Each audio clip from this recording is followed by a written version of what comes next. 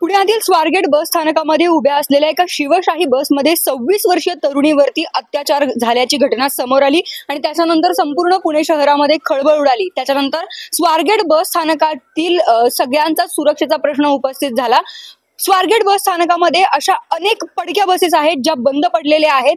आता आपण बघतोय की स्वारगेट बस स्थानकाच्या मागचा परिसर आहे हा, आणि इथे काही बस ज्या आहेत त्या बंद पडलेल्या आहेत। मात्र या बसेसमध्ये नेमका काय प्रकार घडतो, कारण या ठिकाणी कोणीही येत नाही।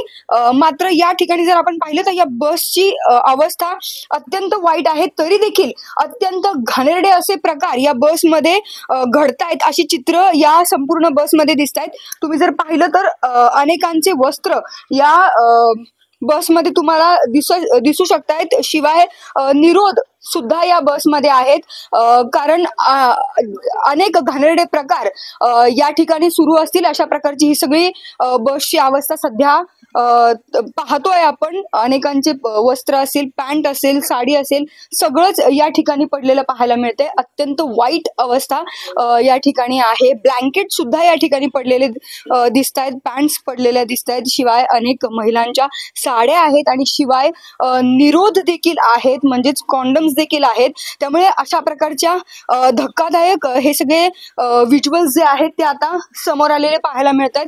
आपण बघतोय सगळी अशी दुरावस्था या बसची आहे।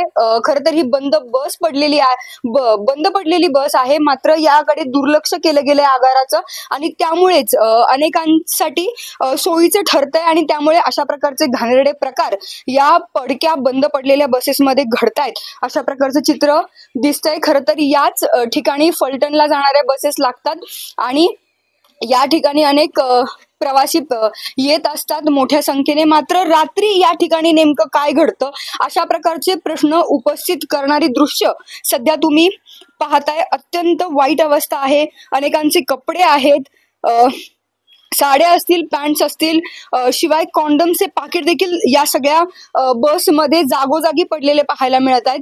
नेमकं आगार प्रमुखांचं लक्ष आहे की नाही, महिलांच्या सुरक्षेचा नेमका कसा प्रश्न आहे, हे सगळं आता आपण या बसमधल्या या दृश्यांमधून पाहू शकतोय। आता या सगळ्या प्रकरणाकडे, कारण एवढी मोठी घटना इतक्या वर्दळीच्या ठिकाणी घडलेली आहे, आता या सगळ्या प्रकरणाकडे आगार लक्ष देत आहे की नाही, कारण या बसच्या मागेच आणखीन 3 बसेस आहेत, तिकडे देखील अशा पद्धतीचे घाणेरडे प्रकार आहेत, अशाच प्रकारची अवस्था आहे। त्यामुळे काय ठोस उपाययोजना होत आहेत की नाही, कारण स्वारगेटच्या आगारामध्ये आपण जर पाहिलं तर सीसीटीव्हीची देखील अवस्था अत्यंत वाईट असल्याचं समोर आलंय। त्यामुळे आता एकंदरीतच या सगळ्या प्रकरणावरती आणि ह्या सगळ्या ज्या अवस्था आपण पाहतोय याच्यावरती नेमकी काही कारवाई होते की नाही हे पाहणं महत्त्वाचं ठरणार आहे। शगुफ्ता शेख, लोकमत.com, पुणे।